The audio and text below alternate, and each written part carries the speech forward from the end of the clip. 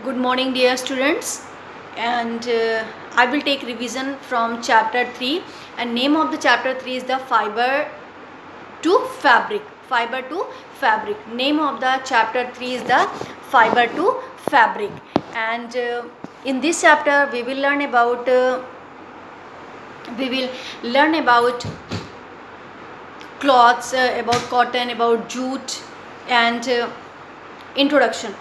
There are a large number of materials which we use daily for different purpose, and clothes are the one among such material. Clothes are, as we know that clothes are very important, and if clothes are very good, and it is all clothes are made from different kinds of fabrics, and before we learn more about the fabrics, let us try to answer this question: why do human beings need clothes but not the animals?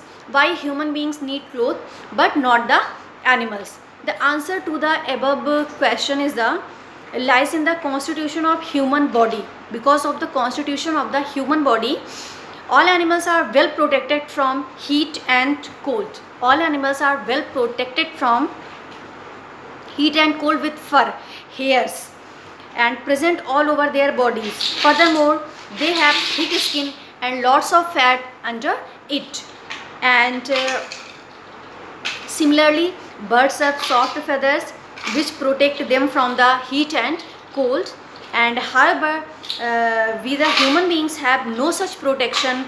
Thus, we need clothes to protect ourselves from the heat and cold. The prehistoric cavemen used to protect themselves by wearing animal fur.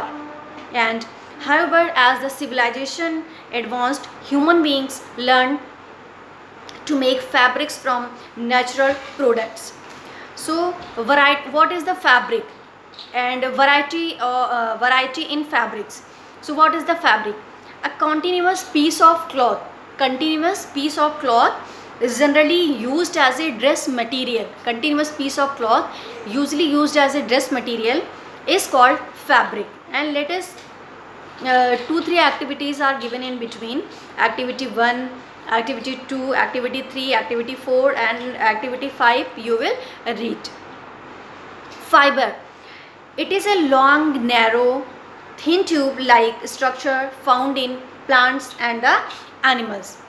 It is a long, narrow, thin tube-like structure found in plants and the animals. Thus, to sum up, fabrics are made from the yarn. Fabrics are made from the yarn. Yarn is made from the fibers. And now come to the kinds of fibers. Kinds of fibers. Fibers can be classified as natural fibers and synthetic fibers. Fibers are of two types: natural fiber and synthetic fiber. Natural fiber. Natural fibers are classified under plant fiber and animal fiber. Natural fibers again classified into further classified into plant fiber and animal fibers. Plant fiber. The fibers which are found on some parts of a plant are called the plant fiber. Coconut has fibers on its seed. Coconut has fibers on its seed. And cotton has fibers on its seed, not coconut, cotton. And coconut has fibers on its fruit. And banana tree has fiber on its leaves. Banana tree has fiber on its leaves. Hence, it is useful to know that all plant leaves have fibers. Flax and jute have fibers on their stem. Flax and jute have fibers on their stem. And animal fibers. Animal fibers, the fibers which are found on the skin of animals or the cocoons of beetles are called the animal fibers. And examples of animals fiber. Most of the wool is obtained from the fleece of the sheep, and however some amount of wool is obtained from the hair of goat, camel, angora rabbit, and yak. Silk is obtained from the cocoon. Silk is obtained from the cocoon.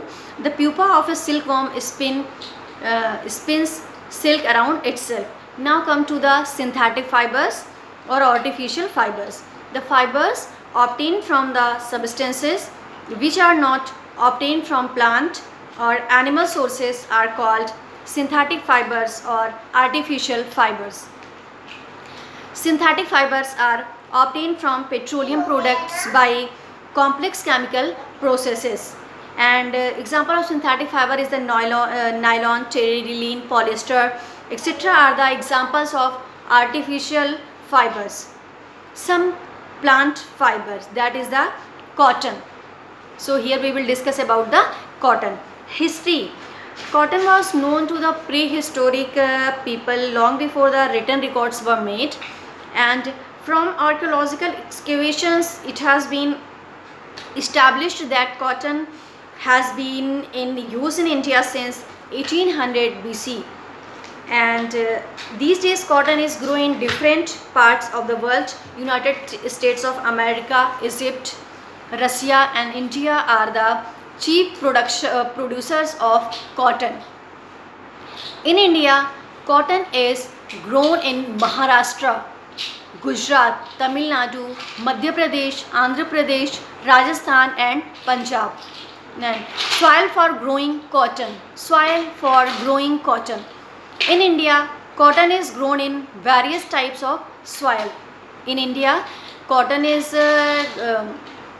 grown in various types of soils, and however its growth is best in deep black soils of Deccan and Malwa plateau of Gujarat, and it is because the deep black soils can retain a large amount of moisture, and it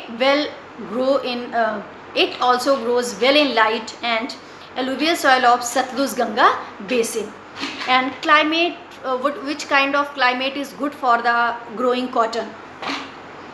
Cotton needs plenty of sunshine and preferably mild, cool and dry climate with a temperature of 21 degrees Celsius to 27 degrees Celsius. And sowing and harvesting of cotton. Cotton seeds are planted in the early spring in well prepared field at a distance of 1 meter from each other, and cotton seeds grow steadily and within a span of 2 months become bushes measuring 1 meter to 2 meter. They start bearing yellow or white flowers and which turn pink within a week. At this moment, pink petals gradually drop and leaving behind teeny green pods which may contain 2 or more seeds. And the seed develop within the pool and are gradually covered with white fibrous material which is commonly called cotton. The pods then grow into a spherical structure of the size of walnut and are commonly called the cotton balls. On maturing, the green balls begin to turn brown, and when completely mature, they burst, exposing the white fibers of cotton, and these fibers then dry in the sun and becomes fluffy. The cotton fields at the drying of cotton fiber appears as if they are covered with snow, and the cotton is hand picked from the plants and it is picking continuous for 2 to 3 months as the balls keeps on maturing. And after harvesting, cotton is deseeded, and then the process of removing cotton seeds from the cotton fiber is called the ginning, and the ginning is done by the passing the harvested cotton roller gins, and the cotton seeds binola separate out and the fibrous materials left is called the lint, and then lint is tied and pressed in the form of bales, and which are easier to transport to the cotton processing mills, and these bales generally weight 200 kilogram each. So this is about the plant fiber, that is the cotton. This is all about cotton, and you have to you will